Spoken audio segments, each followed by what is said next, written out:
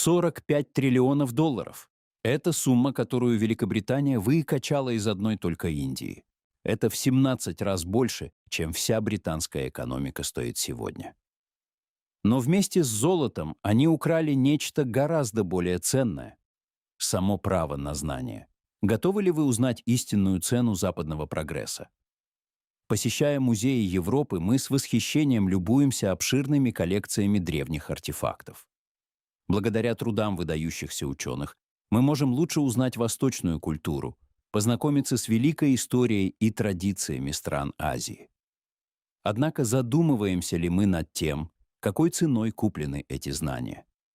Осознаем ли мы истинную природу власти, которая невозможна без контроля над знанием? Давайте разбираться в этом вместе с журналом Nature, который рассказал об одном из последних научных исследований на эту тему. Основателя азиатского общества Бенгалии Уильяма Джонса с уверенностью можно назвать фигурой исключительной. В совершенстве владея 13 языками, он был одним из первых, кто стал для европейцев проводником в мир индийской культуры. Джонс открыл индоевропейскую языковую семью и сделал очень много для становления сравнительной мифологии, сопоставив истории о богах в Древней Греции, Древнем Риме и Индии. Индийской культурой Джонс был действительно искренне увлечен, что не мешало ему в качестве судьи Верховного суда в колониальной Бенгалии быть частью жестокой системы угнетения. В 1790 году, выступая перед азиатским обществом, Джонс заявил: «Мы перенесем в Европу все науки, искусство и литературу Азии». То есть ограничиваться грабежом исключительно материальных ресурсов британцы не собирались. Конечно, в бывших империях сегодня не особо любят вспоминать о далеко не самых благовидных своих деяниях. Одно время была популярна идея о том, что на самом деле колонизация Индии экономически была для Британии не особо выгодна. Однако миф об имперской благотворительности окончательно развеяло исследование известного экономиста Уци Патнаика, который убедительно доказал, что в период с 1765 по 1938 год Великобритания выкачала из Индии в общей сложности около 45 триллионов долларов. Для сравнения, эта цифра в 17 раз превышает нынешний годовой ВВП Соединенного Королевства. Патнаик утверждает, что данная сумма очень консервативна, потому что точные размеры этого умопомрачительного грабежа подсчитать не представляется возможным. За 200 лет британского правления в Индии почти не было роста дохода на душу населения. Во второй половине XIX века доходы в Индии рухнули вдвое. На 1/5 сократилась средняя продолжительность жизни. Десятки миллионов умерли от вызванного колониальной политикой голода. Ост-Индская компания собирала в Индии налоги. Далее примерно треть этих доходов запускалась в оборот. На отнятые у индусов деньги скупались товары, индусами же и произведенные. Часть их шла на покрытие британских нужд, а часть реэкспортировалась в Европу, где на вырученные средства закупались стратегические товары – железо, смола, древесина. Без фантастических прибылей, извлекаемых из этой грабительской схемы, никакая промышленная революция в Англии была бы невозможна. В 1858 году, когда место Ост-Индской компании заняло государство, эта схема была усовершенствована таким образом, что все золото и серебро, которое должно было идти индийцам в обмен на экспорт, оседало в Лондоне. Индийские доходы Великобритания использовала для военной экспансии в другие регионы мира и заселения европейцами Канады, Австралии и прочих территорий. Однако не только контроль над деньгами, но и контроль над знаниями лежал в основе колониальной политики. Уоррен Гастингс, первый генерал-губернатор Индии в 1773-1785 годах, утверждал, что накопление британцами знаний уменьшает тяжесть цепи, которая удерживает туземцев в подчинении. Ост-Индская компания изначально напрямую не финансировала сбор и передачу знаний о науке и природе в тех частях Азии, которые находились под ее контролем. Однако многие из ее сотрудников занимались коллекционированием древних рукописей, карт, каталогов, ботанических рисунков, артефактов и образцов флоры и фауны, все это накапливалось в хранилищах колониальной Индии. Многое туда попадало вследствие организованного грабежа, а потом отправлялось в Европу. Этой малоизвестной стороне колониального капитализма посвятила свою новую книгу «Монополизация знаний. Ост-Индская компания» и Вторая научная революция в Британии. Историк науки и техники Джессика Рэдклифф. Она показывает, как порой сложно и противоречиво переплетается история науки и история империй.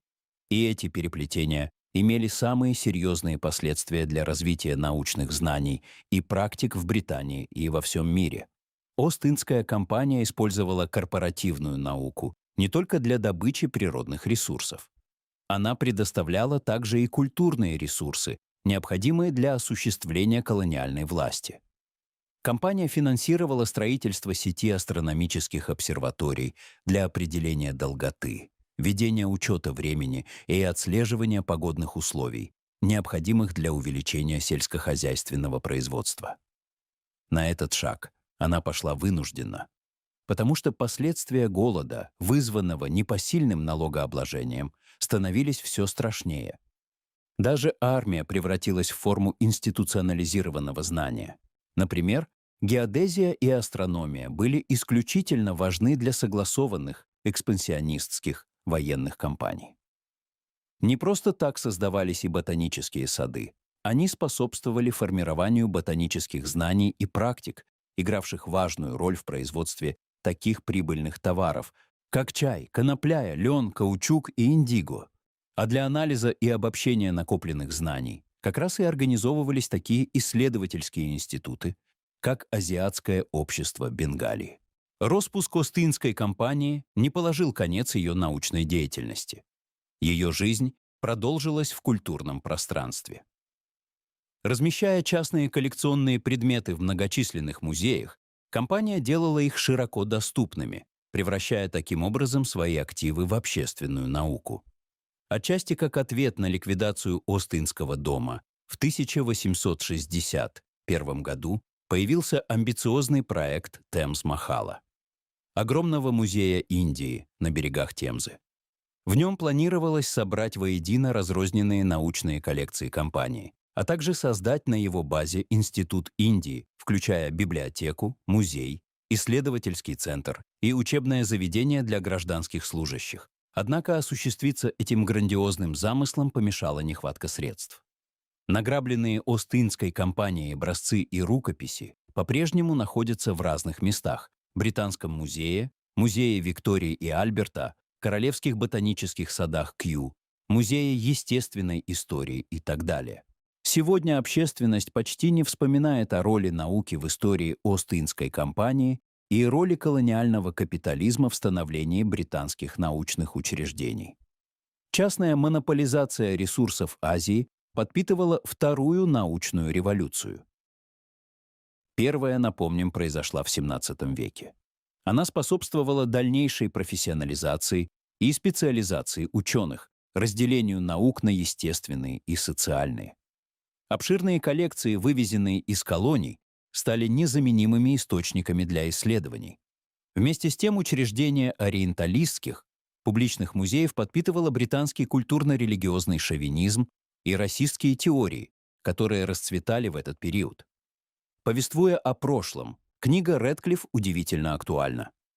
Она не только позволяет понять сложное взаимодействие частных и общественных интересов в эпоху колониальных империй, но и показывает взаимосвязь государственной и корпоративной науки в современном мире. История Ост-Индской компании — это не просто хроника грабежа, это урок того, как частный интерес может подчинить себе целую науку. Мы привыкли считать прогресс безусловным благом, но за каждым великим открытием XIX века стоит тень колониального капитализма. Сегодня, когда грань между государственной и корпоративной наукой снова стирается, нам стоит чаще оглядываться назад. Ведь тот, кто контролирует знания о прошлом, всегда будет диктовать условия будущего. Если вам понравился наш рассказ, ставьте лайк и подписывайтесь на канал, чтобы не пропустить новые захватывающие истории. Пишите свое мнение в комментариях. И обязательно нажмите на колокольчик, чтобы первыми узнавать о выходе наших видео. Спасибо за просмотр и до встречи в новых выпусках.